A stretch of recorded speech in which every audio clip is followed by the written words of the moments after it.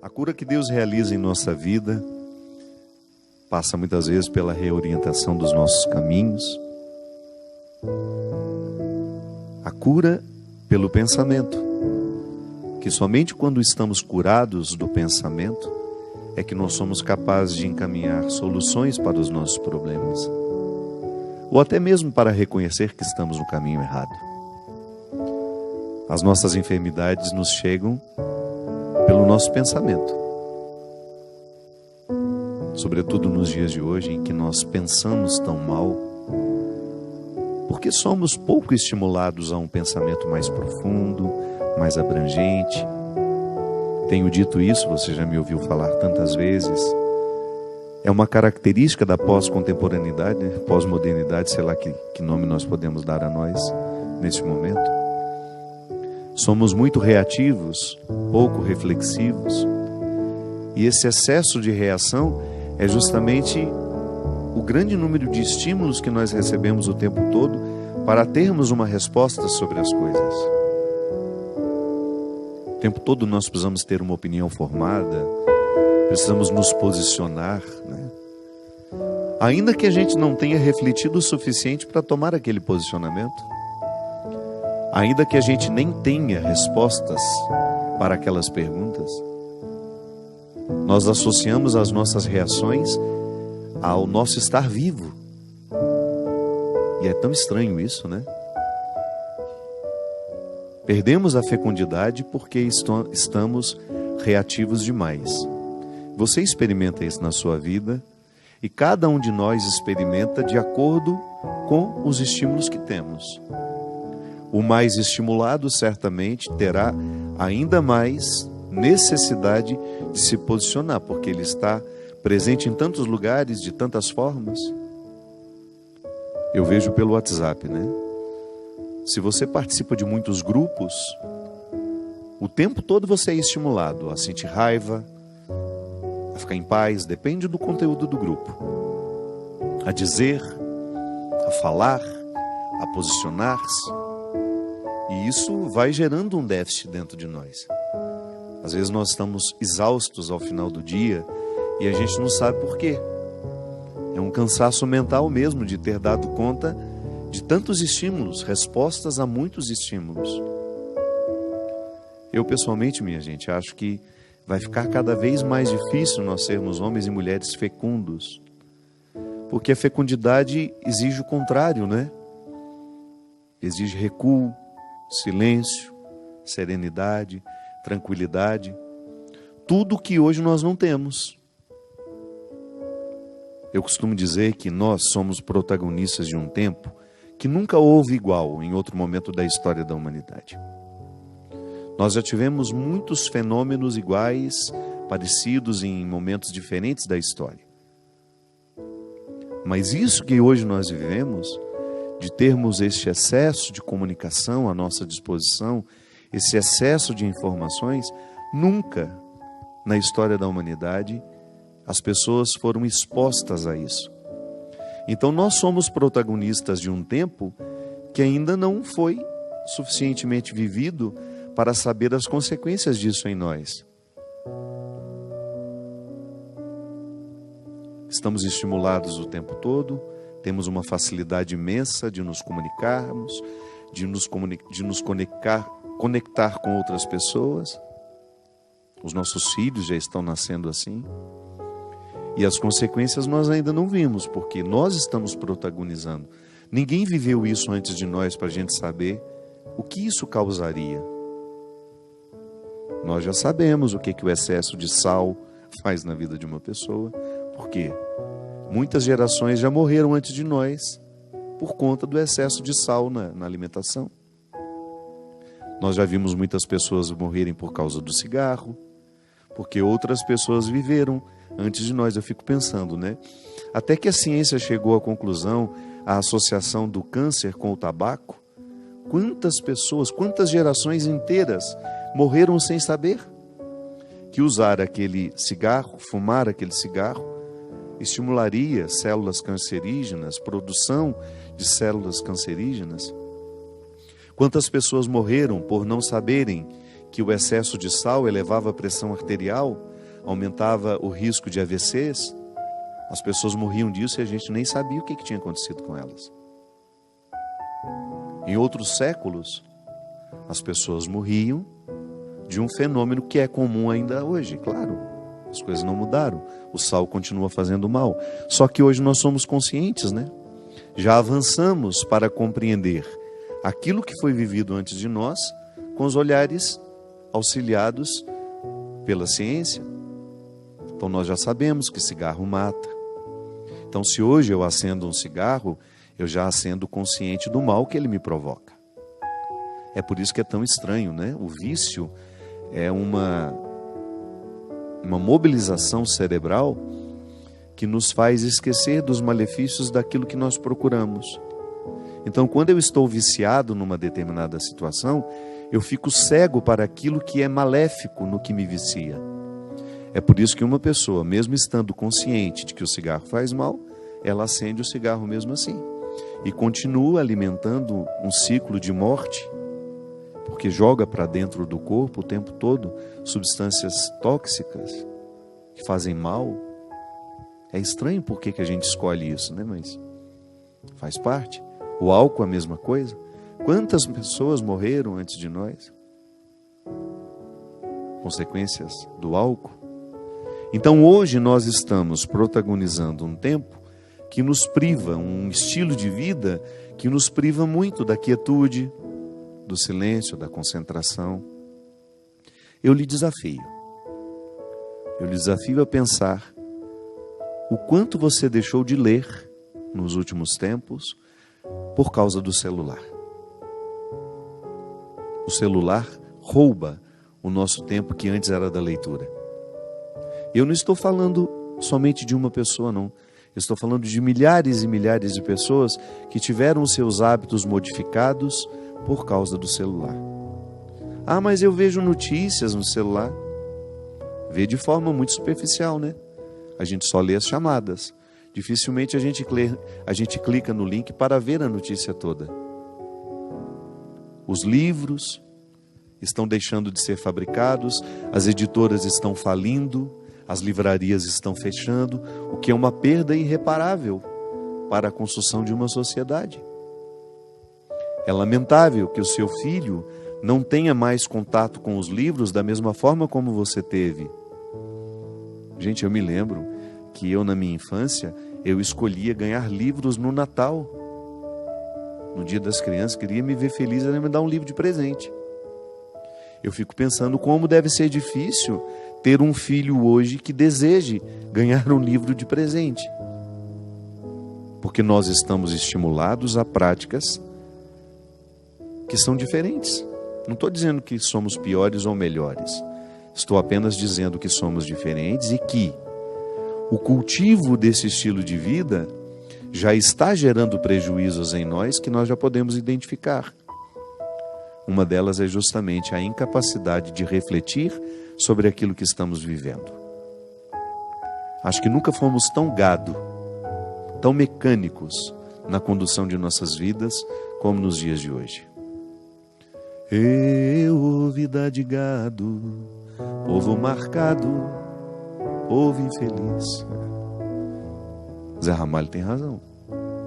Então hoje, o nosso estilo de vida, quando eu digo que Deus precisa nos curar, porque Deus nos cura de acordo com a doença de cada tempo. Jesus curou muito leproso, que era uma doença muito típica daquela época. Hoje que a gente tem muito menos leprosos. A gente quase nem vê mais a lepra, né? Graças a Deus. Jesus curava enfermidades que eram próprias daquela época. E se hoje, minha gente, nós podemos eleger uma enfermidade que seja comum a todos nós, é justamente a nossa incapacidade de reflexão. É o nosso excesso de dispersão. Eu, como pregador de retiro, e eu não gosto de retiro para muita gente, não. Sempre que vou pregar de retiro, e eu prego por prazer, viu? De vez em quando eu reúno um grupo de pessoas, eu tenho lá o meu centro de espiritualidade, não é um lugar que eu quero que fique cheio, não é um lugar que eu quero gente curiosa para saber como é, não. Eu quero gente de busca, de de desejo, de aprofundamento, de vida interior, porque já chega aquilo que na minha vida é dispersão. Então, quando eu vou fazer retiro, eu não vou para pregar retiro para os outros, eu vou porque eu quero fazer também. E vou dizer para vocês, a nossa maior dificuldade, hoje não, porque o nosso público acabou compreendendo qual era a nossa proposta.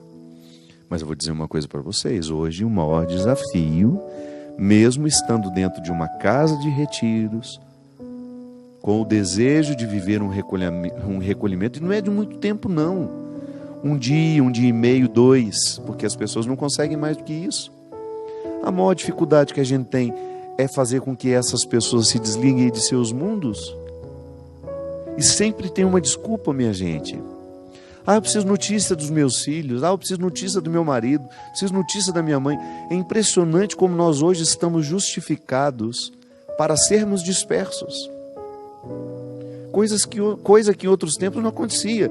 Se eu subia a serra para Campos do Jordão para fazer um retiro, eu ia ter o telefone fixo da minha casa e olha lá. Em casa nem telefone fixo tinha. A gente deixava um número de contato, olha, se por acaso acontecer alguma coisa e de fato for necessário falar comigo, liguem. Então a gente tinha um respeito maior pela privacidade do outro, né? Hoje não. Qualquer bobagemzinha a gente quer comunicar o outro, tirar a paz do outro.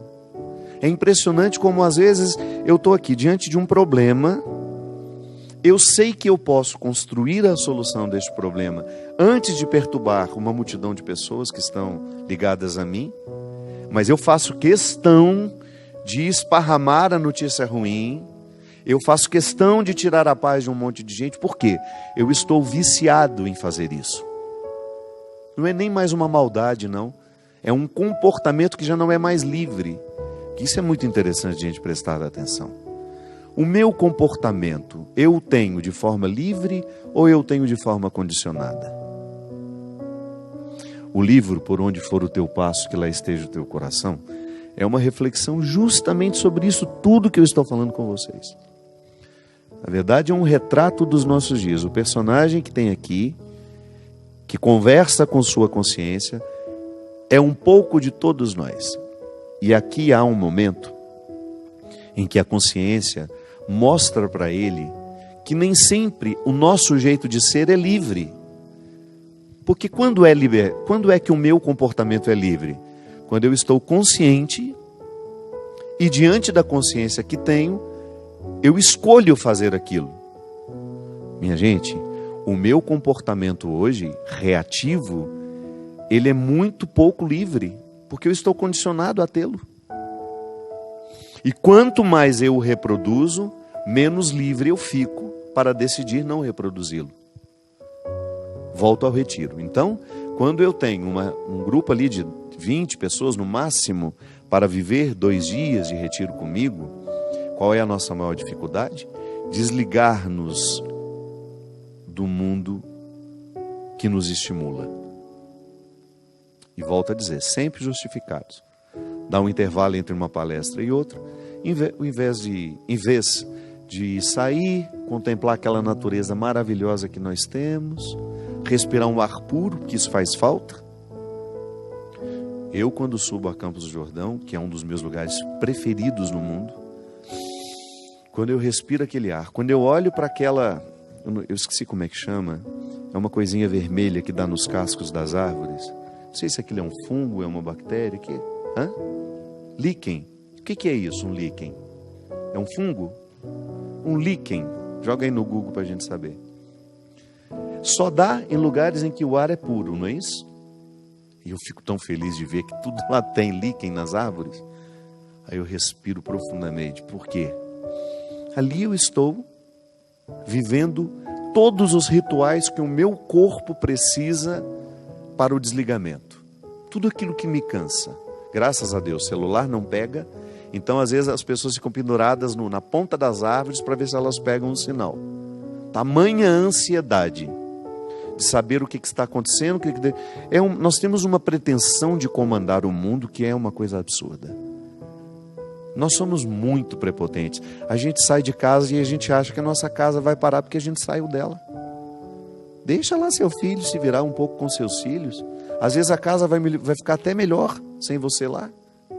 E quando você voltar, eles vão perceber o quanto você é importante dentro daquele contexto. Deixa as pessoas sentirem um pouco a sua falta. Não insista com a sua presença. Mas nós não estamos livres para não agir assim. Estamos todos muito condicionados. Todos muito condicionados a ter respostas rápidas o tempo todo, a responder porque o outro vai nos enchendo aquela caixa de mensagem, vai enchendo. E você tem um mal-estar, um cansaço que passa justamente pelo excesso de cobrança que você sabe que existe. Minha gente, nós estamos exaustos e essa exaustão passa pela dimensão espiritual. Nós temos vivido muito pouco os rituais que descansam o corpo. Nós vamos para o nosso quarto, o livro fala disso, nós levamos o nosso invasor autorizado, que é o celular, deitamos com ele. Aquele momento que deveria ser dedicado a um livro, acender uma velinha, né, um cheirinho no quarto, para a gente poder relaxar, tomar um banho com mais consciência daquilo que está acontecendo, da água que nos purifica, do sabonete que tem um cheiro bom para nos ajudar a descansar. Não vivemos nada disso. A mesa há muito tempo deixou de ser um lugar de rito, de encontro, de pessoas que se amam, de pessoas que querem se conhecer. Então nós não estamos tendo nenhum respeito pela ritualidade que nos descansaria, que provocaria um bem-estar em nós. Somos reprodutores, volto a dizer, sem nenhuma liberdade de escolha, porque nós estamos condicionados. Somos seres cada vez mais condicionados a responder desta ou daquela forma. Uma forma que foi ditada por alguém, que não é por nós. Quando precisamos viver a ritualidade que nos descansa, que nos joga para dentro para favorecer uma vida interior, não. Nós ficamos com os nossos joguinhos, os nossos celulares, que são dispersos, que ocupam o lugar de uma leitura, que ocupam o lugar disso, aquilo, e sempre justificados. Respondendo um e-mail, deitamos na cama com aquela luz acesa em cima dos nossos olhos, sempre justificados, volto a dizer. Uma rotina que vai nos brutalizando. Sim, porque nós vamos ficando cada vez mais brutos. Sensibilidade, minha gente, não basta ter, é preciso educá-la. Da mesma forma como se educa o desejo. Você educa o desejo de uma criança. Você educa o paladar de uma criança. Semana passada estava essa discussão boa lá no Twitter. Posso forçar o meu filho a comer uma coisa que ele não gosta? Olha, eu sou da seguinte opinião, que se você sabe que aquele alimento é fundamental para a saúde do seu filho, seria muito bom que ele aprendesse a comê-lo.